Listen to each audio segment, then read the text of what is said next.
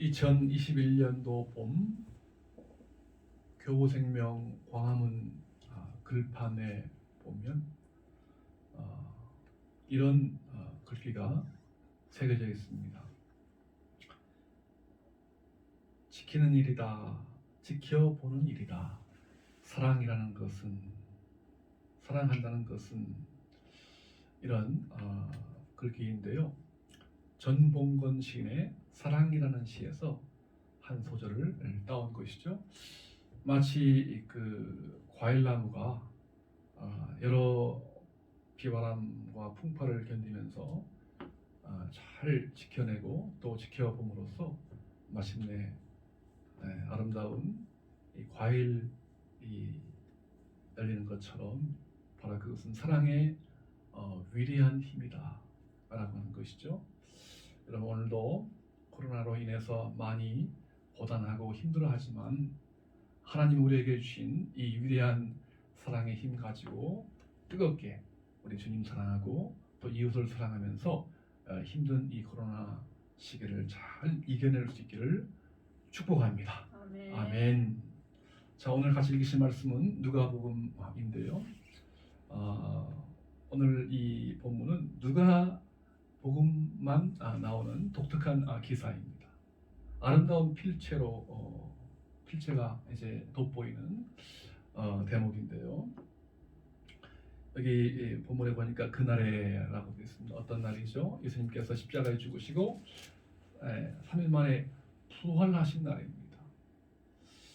그런데 웬일인지 예수님을 따랐던 두 제자, 한 사람의 이름은 누구죠? 엠마오, 글로바라고 하는 제자와 또 한 제자, 이름은 나오고 있지 않지만 이 두 제자가 예루살렘을 벗어나서 엠마오로 가고 있는 길 위에서 되어진 일입니다. 예루살렘에서 이 엠마오까지는요, 오늘 본문에 보니까 25리 하면 몇 킬로죠? 한 11킬로 정도 되는 떨어져 있는 거리입니다. 길을 가고 있는데 그때 그 현장에 부활하신 예수님께서 나타나십니다. 그들과 동행하시는 겁니다. 그런데 웬일인지 이 두 제자는 정말 이 말씀해 보니까 슬픈 빛을 띠었다. 슬픔으로 가득 찬 채 실망과 낙심의 어떤 마음으로 지금 그런 상태에 놓여져 있는 것이죠. 여러분, 분명히 예수님께서 그들 곁에 계시는데, 그들과 동행하시는데 어떻게 해서 슬픈 표정으로 짚고 길을 가고 있나 하는 의문이 드시죠? 이게 어떻게 된 것인가 하는 겁니다. 오늘 본문에 보니까 크게 두 가지 이유가 있습니다. 여기 16절에 보면 이렇게 되어 있죠. 그들의 눈이 가려져서 그인 줄 알아보지 못하거늘. 분명히 예수님께서 그들과 동행하시지만 그 예수님이신 것을 알아보지 못하고 깨닫지를 못하는 겁니다. 왜요? 눈이 가려졌다 하는 것이죠. 육신의 어떤 눈이 안 좋아서 나빠서 예수님을 못 본 게 아니라, 여러분, 사탄이요, 우리 마음 가운데, 그들 마음 가운데 실망과 이 낙심의 영을 부어주니까 예수님의 그 모습이 보이지가 않는 겁니다. 또 한 가지 이유가 있다면, 여기 보니까 그 이 두 제자가 예수님을 바라보는, 예수님을 믿는 그 어떤 그 자세가 선입견이 잘못되었다라고 하는 것이죠. 그들이 바라보는 그 예수가 누군가라고 할 때 21절에 보시면 우리는 이 사람이 이스라엘을 어떻게 해요? 속량할 자. 여러분이 속량할 자, 이 뜻은 다른 말로 하면, 쉽게 말씀드리면 구원할 자, 그 뜻입니다. 그런데 여러분, 우리가 알고 있는 구원이 어떤 구원이죠? 바로 세상의 모든 문제의 근원에 그 중심에 죄가 있습니다. 가난도, 죽음도, 질병도, 또 슬픔도, 이 모든 것의 어떤 그 뿌리가 이 죄인데, 우리 예수님의 십자가의 죽으심을 통해서 정말 이 죄의 문제를 깨끗하게 씻어주고 해결을 하시는 이 영적인 해방, 영적인 구원, 영적인 자유인데요. 지금 이들은 이 구원을요, 영적인 구원이 아니라 육신의 구원이에요. 네? 그 당시에 로마 제국으로부터 그 노예 상태에서 해방을 시켜주고, 또한 정치적으로 이 구해줄 만한 어떤 그러한 대상으로 예수님을 믿고 따랐던 거예요. 잘못된 방식으로 예수님을 따랐기 때문에 그들이 바라보았던, 그들이 기대했던 그 예수가 십자가에서 비참하게 죽으니까 더 이상 우리에게는 소망이 없다, 꿈이 없다, 비전이 없다. 그렇게 해서 한없이 정말 어깨가 푹 처진 채 맥없이 사명의 땅인 예루살렘이 아니라 자기들 고향인 실망과 절망의 땅 엠마오로 가고 있는 겁니다. 여러분 살아가면서 지금 어떻죠?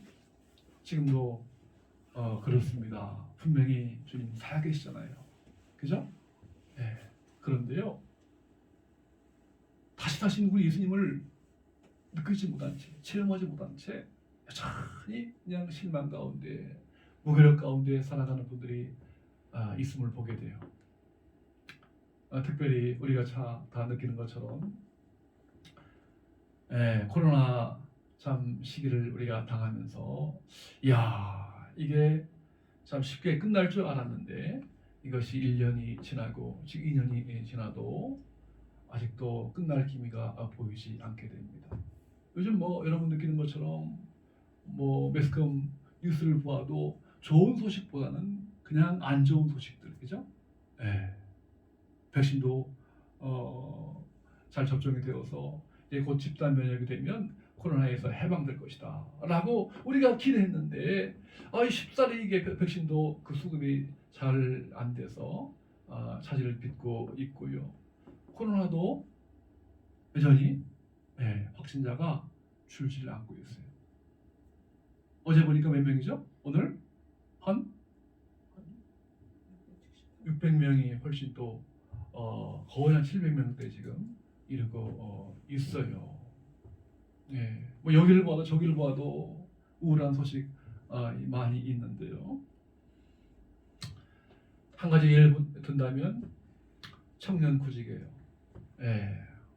여러분 청년들 얼마나 꿈이 많습니까? 피 끓는 청춘이라고 하죠.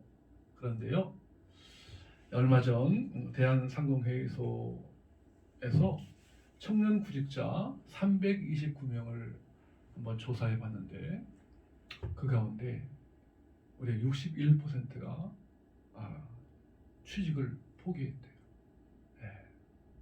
10명 중에서 6명이요 취업하는 것을 포기한 채 그냥 살아가고 있다는 조사입니다. 오늘 저와 여러분의 가정 자녀들에게도 해당되는 것이지만, 정말 청춘이 그동안 나름대로 고생해서 전공을 살리고 또 특기를 살려야 함에도 불구하고 그래서 요즘에 잃어버린 세대다 그렇게 말을 합니다. 아니면 취직 빙하기다 이런 말도 서슴지 않고 하게 되거든요. 무려 15세에서 29세까지 20대가요 취업을 포기한 사람이, 구직 포기자가 26만 명이라고 하는 것. 여러분 충분히 정말 여기를 보아도 저기를 보아도 뒤를 보아도 앞을 보아도 슬퍼할 수밖에 없는 이러한 어떤 현실인데, 우리 다시 한번 하나님 말씀으로 돌아가자고요. 오늘 우리가 하나님 말씀으로 다시 돌아가 보면 하나님께서는, 오늘 우리 예수님께서는 엠마오로 가는 이 두 제자, 슬픔 속에 있지만 더 이상 슬픔 속에 빠지지 않고 다시 한번 그 슬픔으로부터 벗어나서 예, 뜨거운 가슴으로 사명의 어떤 땅으로 돌아가기를 주님은 원하십니다. 엠마오에 머무르는 것이 아니라 예루살렘에 가서 다시 회복되어서 그들에게 맡겨진 사명을 뜨겁게 감당하기를 주님은 원하십니다. 시련과 슬픔에서 뜨거운 가슴으로 살아가기를 주님은 간절히 원하십니다.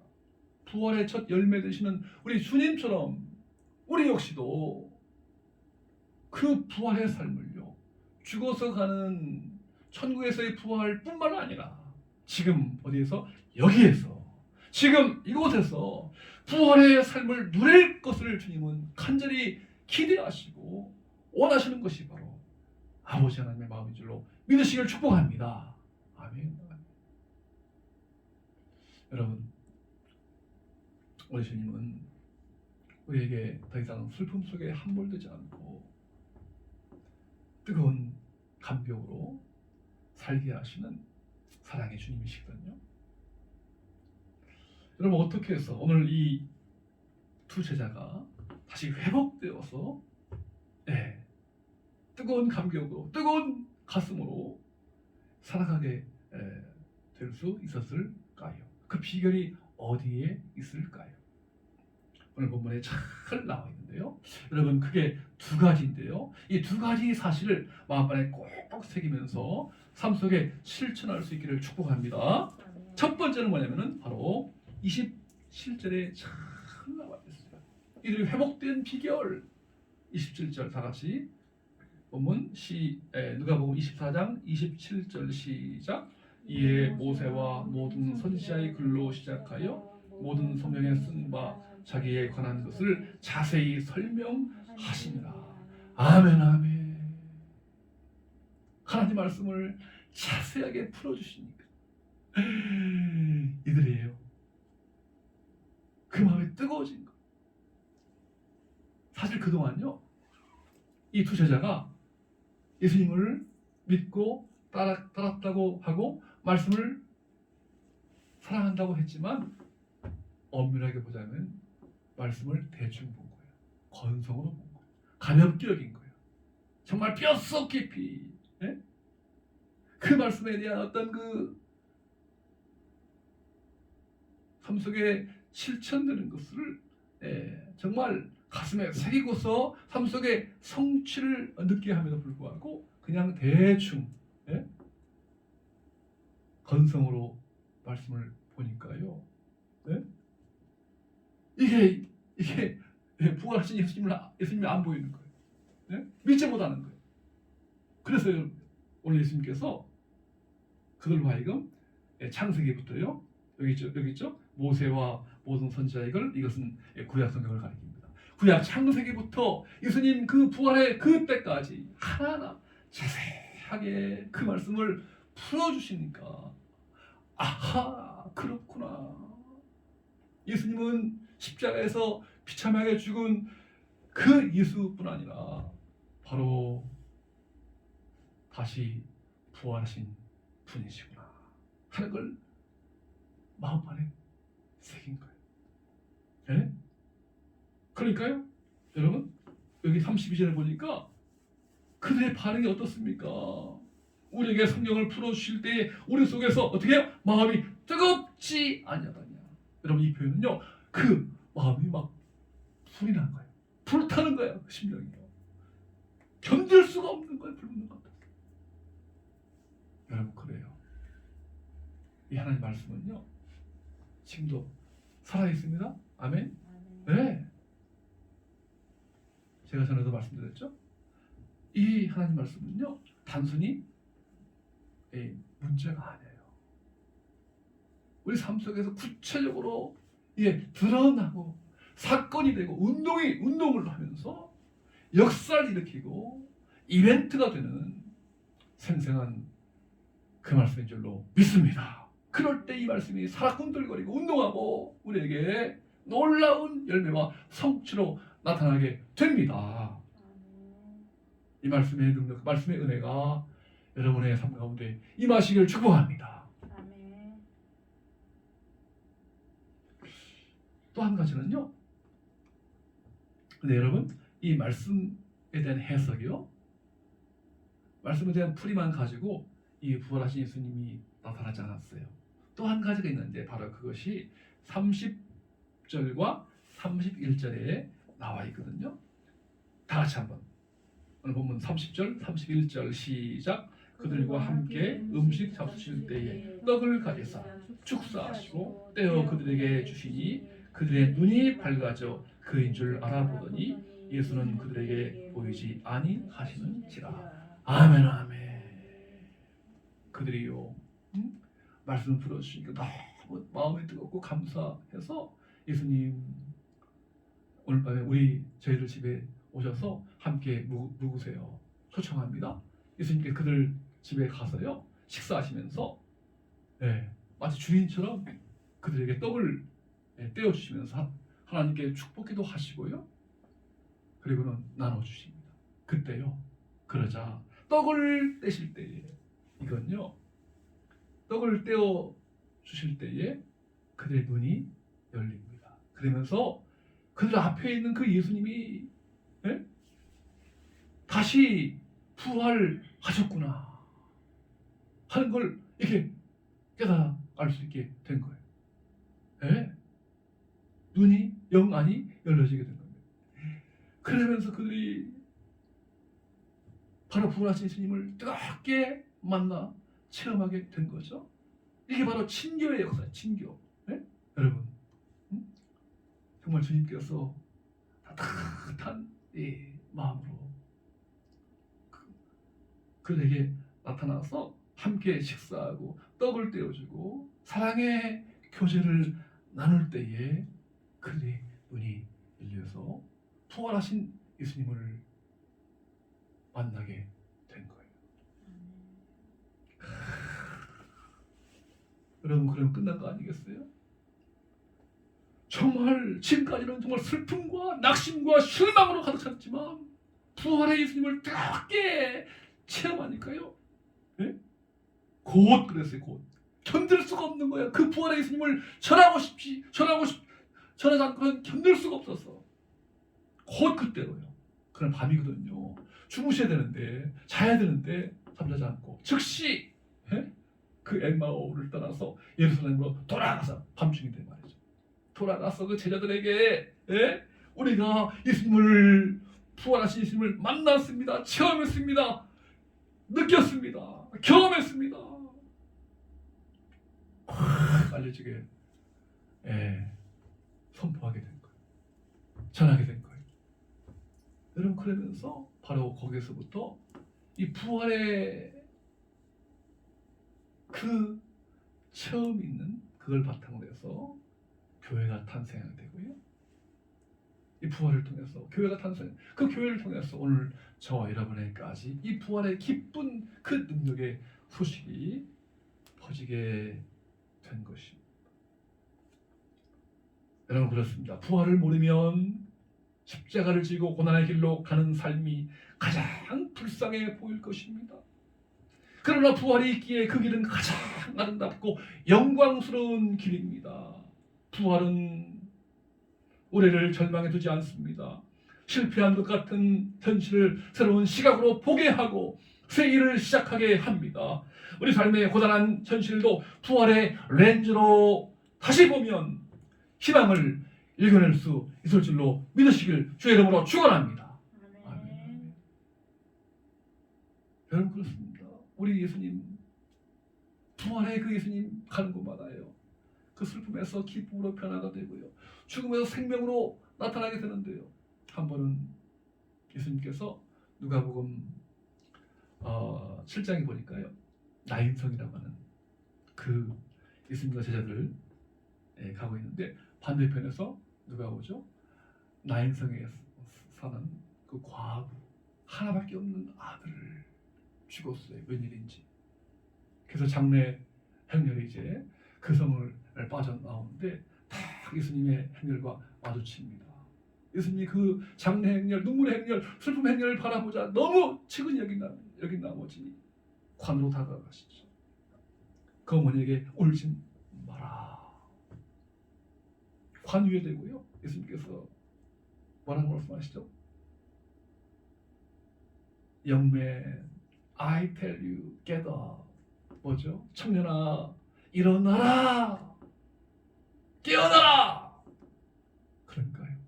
그 죽었던 아들이요. 벌떡 일어나는 거예요. 기뻐하며 말을 하는 거예요. 눈물과 슬픔과 장래 행렬이, 예? 졸지의 기쁨과 축제와 기쁨, 정말 어떤 희망의 그 행렬로 바뀌게 되었던 것이죠.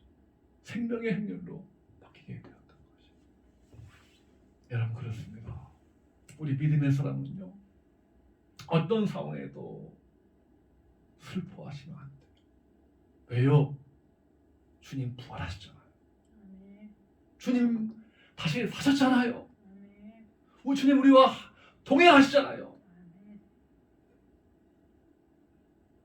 믿음이라고 하는 것은 바로 슬픈 인생길이지만 부활의 주님과 함께 동행하는 것입니다. 믿음이 없으면 부활의 주님을 체험하지 못하지만 믿음이 있으면 부활의 주님을 뜨겁게 체험할 줄로 믿습니다. 그 주님과 함께 동행하는 축복을 누리시길 축원합니다.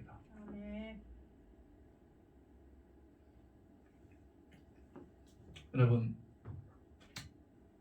저도 요즘에 참 교회 생활을 하고 또 목회를 하면서 목회 위기를 느껴요. 참 그래서 전에는요, 별사랑교 예배가 몇 시입니까? 뭐 전화 오기도 하고요. 또 이렇게 뭐 지나가는 거린들이라든가 혹은 뭐 손님들도 찾아오셨거든요. 근데 요즘에는 전화도 거의 없고 찾아오는 분들도 정말 그 발걸음이 뚝 끊어진 것 같아요. 그런 걸 느낍니다.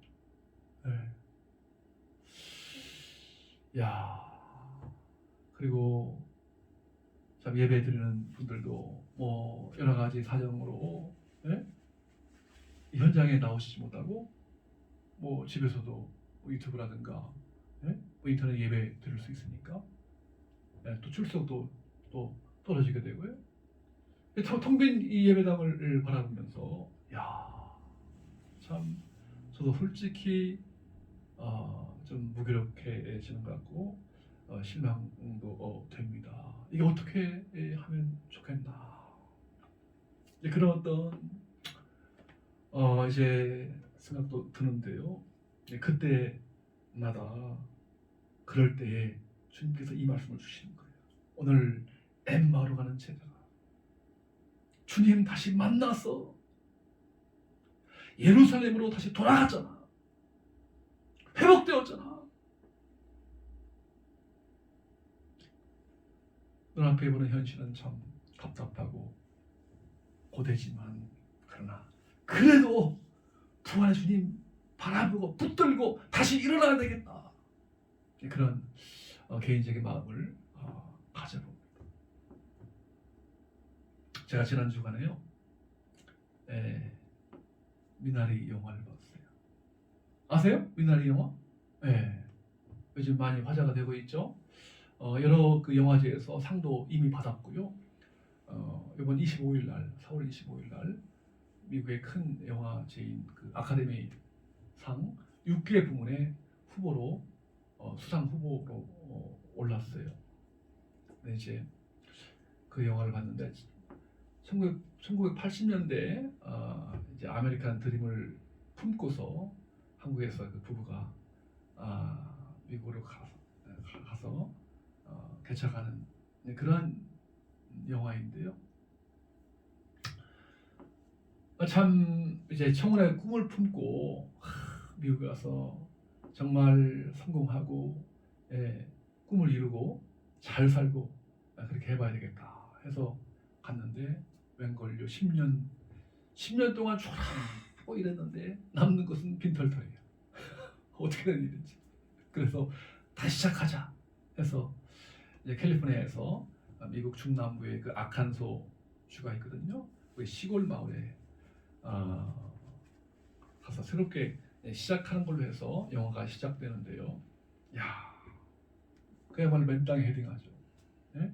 달랑 그 어린 딸과 아들 데리고서 그 시골 농장 가서 낮에는 이 부부가요, 예? 하루 종일 이 병아리 이 감별사로 일하게 되고, 또 이제 대출을 받아가지고 거기 농장을, 땅을, 황무지를 삽니다. 사가지고 정말 이제 그 땅을 개간하고 하는데요. 뭐 거기 물이 나옵니까? 뭐 일할 일꾼이 있습니까? 예? 그리고 또 그 아들이요, 어린 아들이 심장병에 걸려요. 심장병. 심장이 이게 제대로 못 뛰니까 이게 걷는 건 되는데 뛰지를 못하는 거예요. 얼마 살지 못한다고. 그러한 또 얘기도 들어요. 그 아기를 또 이제 아기들 돌봐줄 사람이 없으니까 한국에서 그 외할머니가 건너오게 되지, 미국으로. 네? 외할머니가 왔지만 그 말이 통합니까? 문화가 통합니까? 그 손자가 얼마나 참 재밌는지 짓궂고요. 그 할머니는 싫어하는 거예요. 예? 할머니 같지 않다는 거야. 예? 말이 통합니까? 뭐 안 통하잖아요. 할머니 그냥 따돌림 시키고, 예? 무시하고 싫어하고. 한 번은 그 재밌는 일화가 있는데 그 오줌을 이렇게 받아가지고 할머니한테 마시게 하는 거야. 그 할머니가 그 오줌 먹고서 토하는데 말이지. 야, 뭐 그런 일도 이제 보여주는데, 이 할머니가 거기 적응을 못 해가지고 결국 이제 뇌졸중을 쓰러져요. 그래서 한 손을 못 써요. 마비가 되는 뭐 그런 상태에서 있지. 하여튼 고생 끝에 겨우 이제 농작물 자라서 이제 그 팔로가 개척한 됩니다. 그래서 계약을 하게 되고 뭔가 희망을 바라보는데, 또 그 어린 아들도 병원을 갔더니만 심장이 이제 좋아졌다는 거예요. 그래가지고 아마 이 시골에 살았으니까 건강이 회복되었다는 거예요. 그래서 이제 뭔가 불행 끝, 고생 끝, 행복 시작, 그럴 줄 알았는데 웬걸요, 아내가 나 더 이상 못 살겠다, 더 이상 나 이곳에서 정말 지쳐가지고 힘들어서 더 이상 못 버티겠다고, 우리 도시로 가자고 그러는 거예요. 그런 와중에 집으로 돌아오는데요, 홀로 남아 계시는 그 할머니가 그만 부지해가지고 집안에 그 불을 냅니다. 그래가지고 그냥 고생 끝에 수확한 그 농작물 창고 그걸 다 태워버린 거예요. 그러면서 정말 낙심한 이 아빠가 어린 아들을 데리고서 할머니가 그 숲속 그 물가에서 키운 그 미나리가 있는 곳으로 이 아빠와 어린 아들이 이제 갑니다. 가서 그 다 자란 미나리를 바라보면서 영화가 끝이 나는데요. 여러분, 이 뭔가 이 참 미완성인, 어떻게 될 것인가 그 앞으로 정말 어떤 실패로, 미완성으로 그렇게 끝날 수 있는데요. 여러분, 그렇지 않습니까? 여러분, 어떻게 바라보시겠어요? 이제는 다 모든 게 다 그냥 끝났다. 여러분, 영화도 해석이고요, 인생도 해석이 아니겠어요? 말씀드렸죠? 어떻게 그 삶을 바라보냐에 따라서 다르게 해석이 되는데요. 그 다 자란 이 아빠가 미나리를 바라보면서 영화가 끝나는데요. 언젠가 이 할머니가 한국에서 가져온 그 미나리 씨앗을 심었는데, 그 손자에게 했던 말이 떠오릅니다. 그 할머니가 손자에게 이렇게 말하는 거예요. 미나리는 잡초처럼 아무 데서나 막 자라니까 누구든지 다 뽑아 먹을 수 있어. 부자든 가난하든 김치에 넣어 먹고 찌개에 넣어 먹고 아플 때 약이 되고 미나리는 원더풀이란다.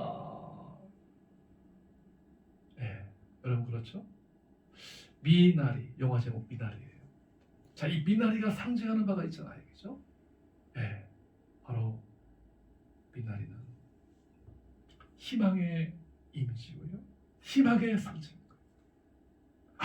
아무리 정말 고생과 불행과 또한 힘든 상황일지라도 다시금 어떤 상황에도 일어나고 다시 피어나는 미나리처럼 우리의 삶도 희망을 간직하고 살아야 한다. 우리 기독교식으로 하자면 바로 그 미나리는요, 뭐에 대한 이미지죠? 바로 구원에 대한 이미지입니다. 부활에 대한 이미지. 사랑하는 여러분, 오늘 우리 참 고단한 현실을 살아가고 있습니다. 그렇지만요, 우리가 이 현실의 어떤 문제만 얽매여 가지고 마냥 그렇게 슬퍼하지 마십시오. 오늘 이 엠마오로 가는 두 제자가 부활의 예수님 만나서 다시 뜨거운 가슴으로 회복되어 사명을 감당했던 것처럼 오늘 저와 여러분들 결코 실망의 늪으로 빠지지 마십시오. 다시 사신 지금도 우리와 동행하시는 그 주님 바라보면서 오늘의 현실을 정말 담대하게 부활을 누리면서 그 주님과 함께 당당하게 살아가시는 저와 여러분 되시기를 주님의 이름으로 축원합니다.